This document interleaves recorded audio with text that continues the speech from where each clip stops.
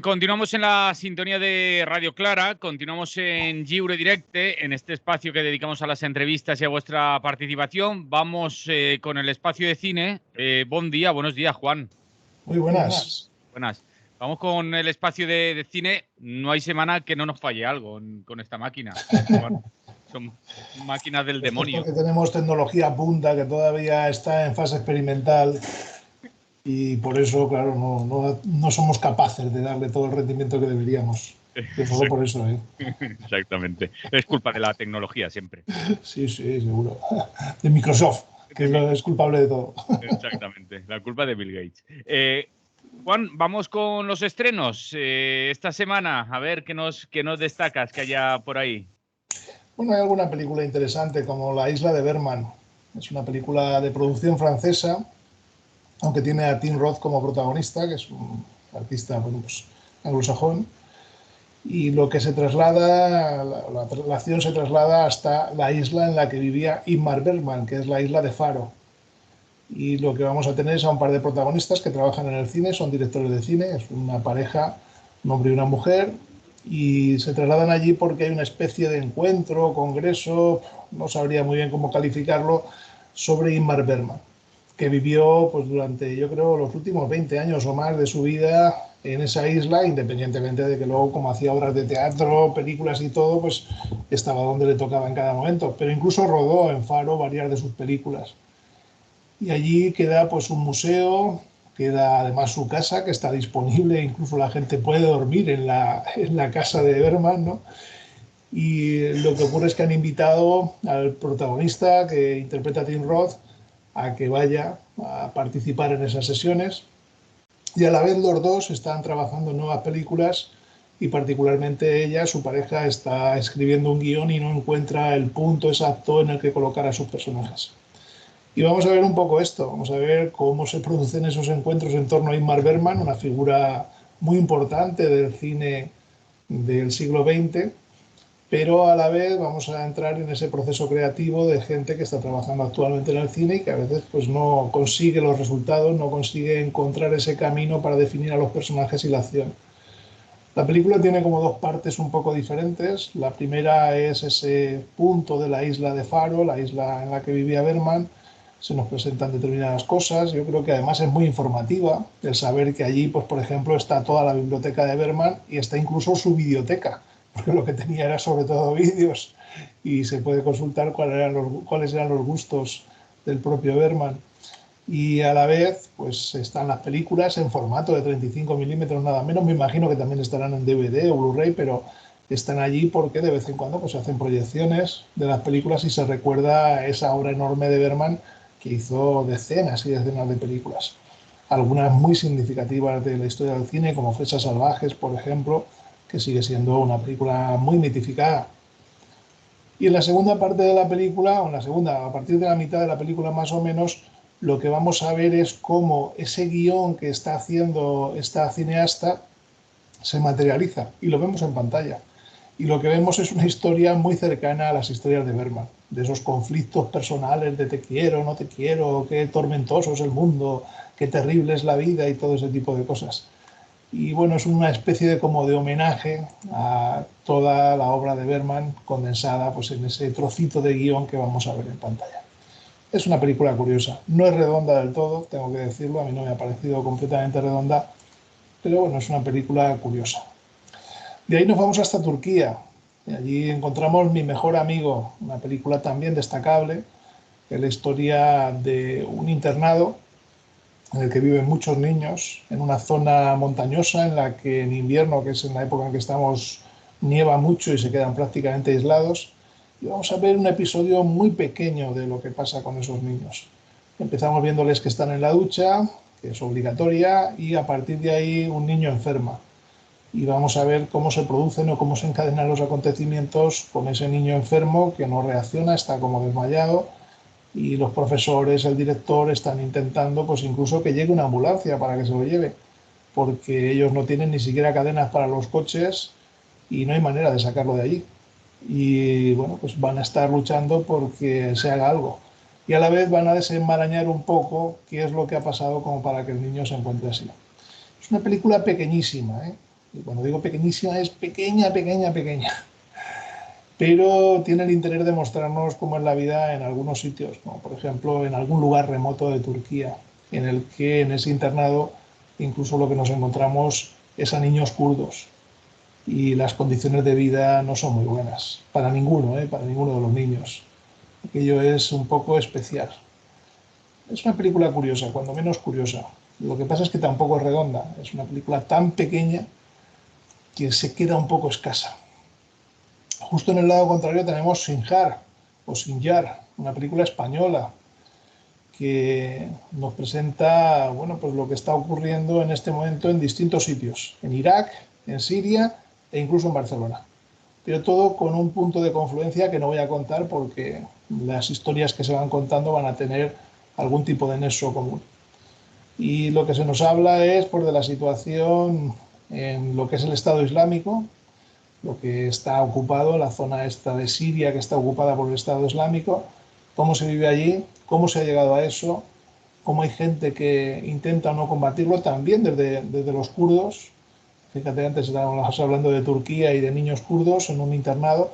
Bueno, pues aquí ya no son niños, aquí ya es gente de una cierta edad, pero son gente que está peleando contra ese Estado Islámico. Y también en Barcelona ocurren otras cosas que van a remitir a esa situación en Siria. Es una película interesante, solo tiene un problema y es que es demasiado larga, dura más de 2 horas, cosa que tampoco tiene problema, ¿eh? Aquí si una película dura 3 horas y tiene que durarlo, que lo dure. Pero dura esas 2 horas largas con planos como el que voy a describir ahora para que la gente lo entienda. Cogemos a la protagonista que vive en Barcelona, que es una enfermera que se llama Carlota y que tiene un hijo. Ella trabaja en un hospital y tiene un trabajo rutinario, que si le pongo un gotero a un paciente, que si le mido la tensión, este tipo de cosas. Entonces vamos a ver 1 minuto y medio de película. Lo voy a describir. Ella hace una operación determinada, hace una parte de su trabajo y entonces la cámara la sigue, cogiéndola, encuadrándola de espaldas, vemos su cogote y vamos avanzando por pasillos, y vamos avanzando y la seguimos viendo su cogote y seguimos viéndola, viendo su cogote, y va a una habitación y seguimos viendo su cogote y 1 minuto y medio. Claro, esto es el anticine, está de moda entre determinada gente, ¿no? Vamos a mostrar cogotes, que es que son preciosos, tienen una expresividad, ¡wow! Te cagas la expresividad de un cogote. Pero llenamos metraje a base de no contar nada. Claro, eso iba a decir, que el problema es cuando te vas a metrajes de 2 horas o más y no estás contando nada, no estás Claro, explicando nada nuevo, ¿no? efectivamente, y es que además hay tiempos muertos de estos en la película y muchos. Entonces, claro, lo que está contando en la parte en donde sí que cuenta cosas es interesante, pero todos estos insertos son como para quedarte desconcertado diciendo, pero bueno, ¿qué pasa aquí? ¿No hay otra manera de rodar? ¿O por qué no cortas esto? Es que esto no significa nada, esto no aporta nada, no tiene ninguna lectura, no es nada. Bueno, pues de esto hay una cantidad excesiva y yo creo que es una pena, porque en realidad la película sí que tiene interés en lo que cuenta y cuenta cosas de una cierta envergadura, ¿eh? Pero vuelve a quedarse en ese límite en donde yo ni siquiera la voy a recomendar. Ya digo que tiene elementos interesantes, pero se queda muy corta. Una película española más, A diente de perro, una película con producción valenciana, diría yo. Y es una película que nos habla pues, de gente que vive un poco en ese terreno marginal de tráfico de drogas, pero a la vez tiene un trabajo y se mueve por aquí, por allá, y quieren tener mejores condiciones, pero para eso lo único que piensan es que pueden robarle quizá a un traficante mayor que ellos. Bueno, una película de cine negro, así entre comillas, con puntos de intriga y de thriller de tipo policíaco, pero no porque salga la policía, sino el policíaco, digamos, clásico de gente de mal vivir, de gente que está por ahí en zonas marginales, ¿no?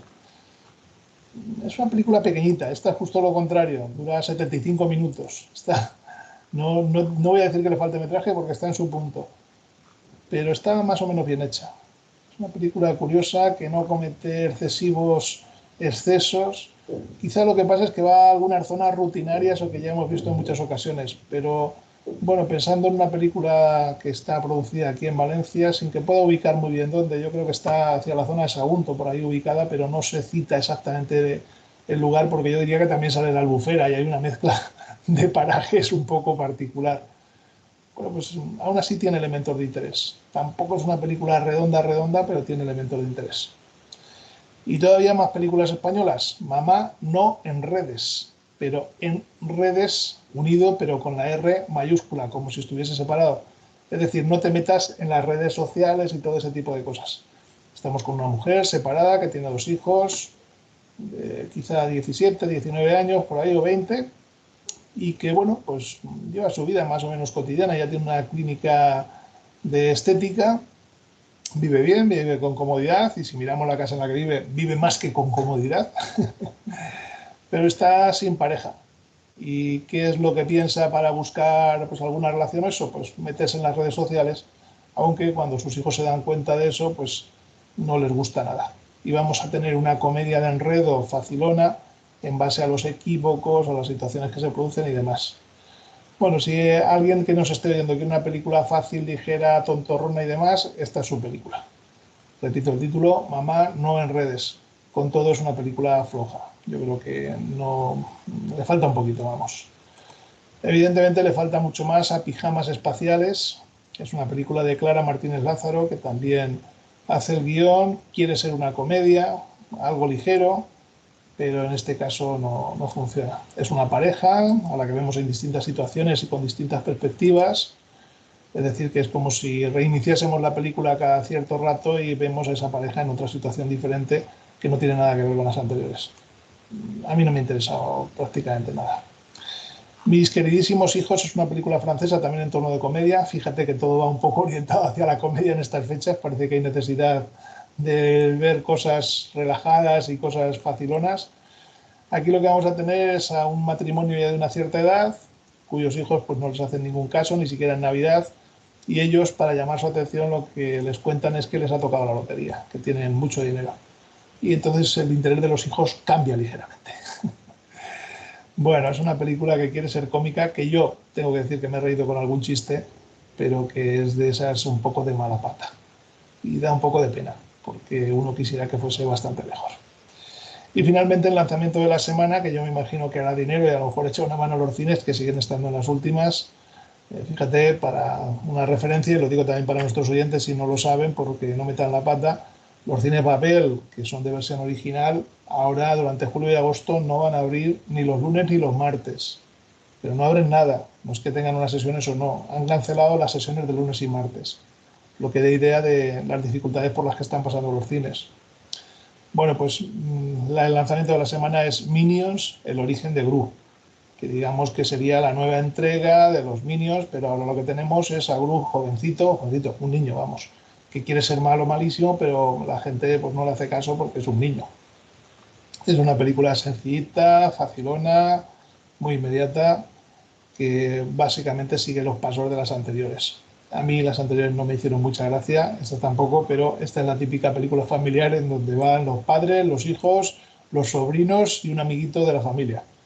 Y ese es un poco el público que vi durante el fin de semana, que bueno, mal que bien, pues es el que estaba en la sala y había gente en las salas. Recomendaciones de la semana, pues La Isla de Berman, desde mi punto de vista solo. Mi mejor amigo se quedaría ahí en el límite, lo mismo con Sinjar, que también se queda en el límite, y A Diente de Perro, que también está en la misma situación. Es decir, hay tres películas que, si la gente no tiene otra cosa para ver, pues tienen elementos interesantes, pero se quedan un poquito cortas. La Isla de Berman, ya digo, me parece la más redonda de todas ellas. Y poco más, esto es lo que ha dado de sí la semana. Pues apuntamos esa recomendación y a ver lo que nos viene para las próximas. Pero como dices, ahora tocan películas sencillas, frescas y que no nos hagan pensar mucho en verano. Bueno, para las próximas hay películas también de gran lanzamiento. Otra cosa es lo que pase con ellas, porque llega Thor, la nueva entrega, Amor y Trueno, y luego, por supuesto, llega el peliculón, que lo adelantan el estreno un día y todo, lo estrenan el jueves. Padre, no hay más que uno, tres. Santiago Segura Forever. El otro día iba por la calle, vi el cartel y me decían, dice, pero si este cartel es para una película de Navidad. Y digo, pues mira. Sí, pero si les funciona, pues oye, les funciona. Y bueno, un poco andando en cosas que decíamos en días anteriores, fíjate, una película que está en cartel, que es así un poco de terror, que se llama Black Phone, que dijimos no está mal, tiene elementos curiosos para aficionados al terror, al cine de terror. Pues mal que bien lleva su funcionamiento, porque es que no sé por qué se cortó el tema de estrenar películas de terror cuando seguro que se están haciendo por todos los lados. Y tiene, no es de hacer sumas extraordinarias, pero tiene su funcionamiento y tiene un poco de público. Bueno, lo mismo tendrían que espabilar las distribuidoras pequeñas a ver si meten la cabeza ahí y van estrenando películas de terror, que es que todas las semanas había una o dos. Y no eran la más puntera de la semana, pero hacían su camino. Pero siempre había gente, sí, cierto. Sí. Mira, nos dicen por redes, Juan, te mandan una pregunta. A ver, Dice, en lo que es televisión solo encuentro buenas películas de vez en cuando en TCM. Nos dicen, ¿qué opina Juan Ángel de la representación del cine en televisión? Dice, porque la apuesta de la plataforma Movistar de cine de calidad es nula. Dice, antes habían cositas en la televisión en abierto. hombre, yo diría que no, yo diría que hay un poco en todos los sitios. Lo que pasa es que hay que buscarlo. La vida de Adele, por ejemplo, la pusieron ayer, que ya sé que es una película de hace tiempo, pero la pusieron ayer en televisión española. Entonces, bueno, no son como para descartarlo. No mires arriba, creo recordar que era de Netflix. Es decir, que había también ahí elementos interesantes. Entonces, bueno, yo creo que hay un poco de todo en todos los lados, ¿eh? No diría tanto. Ahora, es que estamos en un momento en que no hay grandes estrenos a nivel de cine ni a nivel tampoco de las plataformas. Está todo el mundo como un poco parado ahí. Entonces, desde ese punto de vista, tenemos un momento difícil, como mínimo difícil. Pero mira, estoy entrando en Movistar, que decía, y por ejemplo, una película que tienen ellos en este momento, que la estoy viendo aquí, que la anuncian, es Sentimental, que es una película que se estrenó hace ya un par de años, no, sí, fue un par de años, y que estaba bastante bien. Entonces, no, yo creo que si se mira hay cosas de las que hemos ido comentando aquí. Otra cosa es que la memoria pues hace que no nos acordemos de las películas que hemos ido comentando, ¿no? Pero sí, yo creo que hay por ahí cosillas. Con todo yo sigo recomendando a la gente que vaya al cine. Porque es que si no, lo que no va a haber ya es cine, directamente. Claro. Y como decíamos en anteriores ocasiones, por muy grande que sea tu pantalla en casa, no es lo mismo que ver. No es lo mismo. Yo, por ejemplo, incluso el cine comercial facilón del que hemos estado hablando, Elvis, que es una película de producción australiana con Estados Unidos. Esa película se disfruta enormemente en cine, en una buena pantalla, con buen sonido. Bueno, es una película como para disfrutar, pero en sentido de película pequeña, Un amor en Escocia, que es una película ambientada en zona rural que tampoco es extraordinaria, es una película pequeñita, pero los paisajes, todo lo que se ve en la película, la música, que es una preciosidad, también es una película para disfrutar. Y bueno, luego tiene elementos curiosos, no es que sea una película para desdeñar, le pasa como a otras de las que hemos citado hoy, son un poco irregulares y no son redondas, pero bueno, están ahí, tienen cosas llamativas, cuando menos llamativas. Muy bien, Juan, pues lo vamos a dejar por aquí y la semana que viene volvemos a charlar. Le recordamos a la audiencia que los jueves de 10 a 12 estáis por aquí, Pablo y tú, y le dais más vueltas a esto del cine. Eso es, el Después de cine de hablar lo que haga falta. de lo que haga falta. De los parques eólicos. ¿No has visto el vídeo del parque eólico? El famoso vídeo que está circulando por ahí. Sí, sí, me lo han enseñado varias veces. Y, Bueno, pues algo eso. que explicar es que están los molinos parados, ¿no? Que ya ves tú. Que pone en marcha, que un técnico pone en marcha un molino y dice, fijaos lo que va a ocurrir. En cuanto lo ponga en marcha y establezca la comunicación con red eléctrica, lo van a parar. Entonces, primero enseña que está todo el parque prácticamente parado y que hay mucho viento además, porque es que se oye la potencia del viento estando el parque parado, y cuando lo pone en marcha, al minuto llega una orden de parada y lo paran desde red eléctrica. Bueno, pues habrá que pensar qué está ocurriendo. Red Eléctrica enseguida ha dicho que es que había una avería en la línea y que tenían que pararlo porque la línea no funcionaba. Claro. Bueno, a lo mejor es verdad, pero qué casualidad que precisamente en ese sitio ocurra. Yo le invito a la gente a que si se está moviendo estos días por distintas zonas de la península en donde hay parques eólicos, igual yendo hacia Madrid, que hacia Albacete, que por Pamplona, hay muchísimo en todos los lados, que se fijen en que hay muchos molinos parados. Y ni están en mantenimiento, ni están estropeados, lo hemos contado aquí, sino que se da orden de parada. Y se da orden de parada porque alguien ha dicho que se paren. Y no contribuyen a la red eléctrica, o sea, a la red eléctrica, al conjunto de producción eléctrica, cuando lo que está ocurriendo es que estamos quemando gas para que suba el precio del pool.